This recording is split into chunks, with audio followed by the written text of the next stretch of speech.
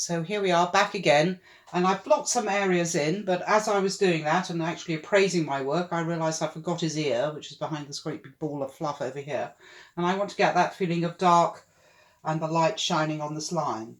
I'm also going to start finishing off this area with some finer strokes, but I'm not going to work it to death because pastels will actually fill up the paper. The chalk dust will fill up the pores of the paper, and it's, oops, just happening here. And I've also just found my rubber, so I can show you that you can rub off pastels quite easily, but it does smudge, so it's hard to do it in an area where you've got a lot of pastels. But for here, for instance, I can actually rub off some area of pastel and actually create shapes, but try and avoid the smudging. In fact, that could go. So there you go. So we can actually rub it out, so that's good. And so I'm picking up my gingery colours again. I remember if I thought this was too gingery. A little bit, there's a bit on the pink side. And I want to find my areas of colour. So again, I'm trying to keep going with the direction of the hair. I think that's the main thing about animals. And sorry, I'm just praising my work. Right, so I'm just adding some of this slightly darker brown to be his mane and trying to follow what that mane's doing. And I'm just getting a little bit aware that the paper is filling up.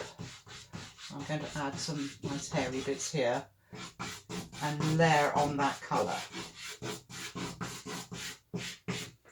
And I have been reduced to using black actually, because I did want to get some of these darker areas, and you can see that's very intense. It's actually called intense black, but I do need that for some of the darker areas. I'm not going to go crazy with it, but what will happen is the colours will layer on the paper. So here we have, I've got a, oh no, that's the same brown. I was going to say it's a different brown. I don't think so. Get the difference between his darker mane and his lighter mane. Is that the different brown? Different brown. It's a bit greyer in fact, so that would work quite well down here. And again, I don't want to work it to death. So we've got some shadow here, and I might bring out my blue a little bit, just to add some of this dark blue purple, just to make it a little bit more interesting and indicate light and shade. And so now I'm going to work on the eyes, and you can see with cats, big cats, small cats, all kinds of cats, they have this nice almost marking around their eye. So I've got this pale yellow ochre, and I'm just going in here and following what the fur does. And it changes direction on the nose, and as I say, by looking you can really understand what's going on. In this lighter area here, I'll just have a little bit of white in there. Very intense white, but it does give that feeling of shape. And again, just following some of the fur around there and the lightness here. I'm just using the white really to be a tone, not white. So I'm going to go over it with this Naples yellow colour and start layering it on. You can see the white has disappeared a lot in there, and I will just pop it around here too. And we want his furry muzzle, and then finish off this eye again. This has got this nice white thing here, but he's got his nice eyebrows. And then I'm going to go up here on where his shorter fur goes into his magnificent mane. Now I think I do need a little bit of white there.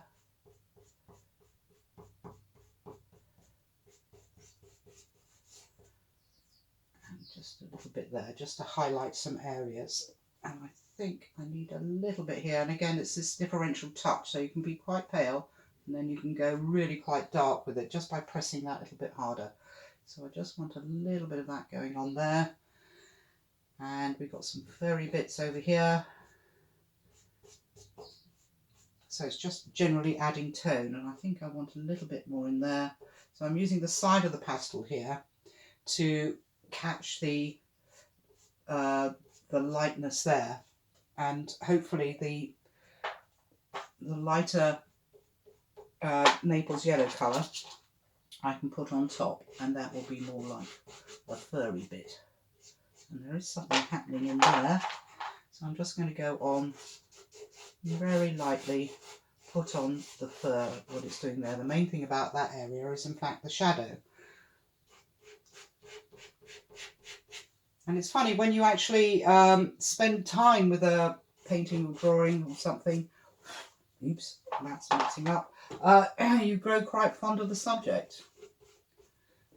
I think it's rather groovy.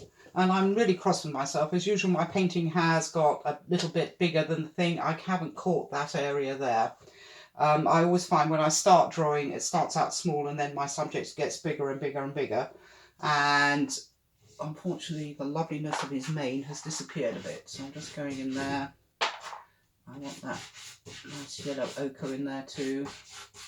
Bit of a punk rock style of hair. I'm going to bring that in a bit. I'm going to use a dark brown if I can find one, because I don't like that shape there. So I just want to go in there and alter that a bit. But I am finding actually the pastels on the paper is getting full, so I am probably going to stop soon.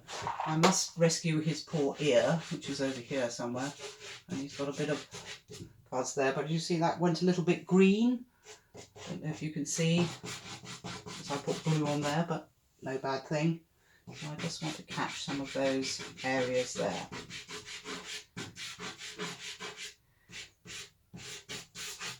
So yes, this paper is now getting full, and I don't know if I'd want to do too much more to that. A few little ear tufts in the right colour. That's going yellow. So the main takeaway from drawing and painting animals, I think, is to think about curves into straight lines, because you're doing a portrait of a living thing and each animal looks different. Like seagulls are different from ducks, are different from robins. So you really have to understand how the animal works. So a little bit of anatomy. George Stubbs spent 6 months dissecting a horse just to understand what was going on. All his neighbours complained, apparently, which I can see why. Because it got a bit stinky, but he had it. He did it like Leonardo, I mean, a proper dissection to understand what all those muscles were doing. So it's quite useful if you are going to draw or paint something to look at how the animal's constructed underneath. And you can get everything on Google now. I think I'm going to finish that. The one thing I am going to do, which is a bit different, is I'm going to add a little bit of lightness to this area here. And I don't want to do it white. Is that pink? I want to actually define the darkness of his mane over here with a lighter colour. I'm still going to keep it as a vignette, and it's very hairy hair he's got. So it goes out here, doesn't it? Just so using the background to help your drawing.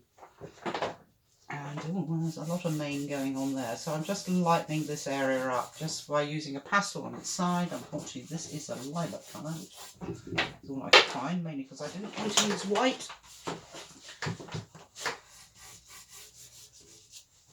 But that will actually use the paper to define him. And it comes out here, so it goes out there. And catching the back of his body. I don't think I want to put it over here because this is the lighter side of his face. And I'm just going to add a few more bits of mane. Yeah, using the side, but add strokes. And there we are. I think I'll probably leave it now, because I know if I work on this more, the paper is going to get full and it's going to start tipping over the edge of being too full and being unable to actually put any more pastels on there. You can choose any animal you like, your favourite pet or something like that. I would probably now spray this and put it away in the vault. But I want to sell it to that man who runs the Lion pubs, I think. And I will do another little quick video about how to draw cat's eyes.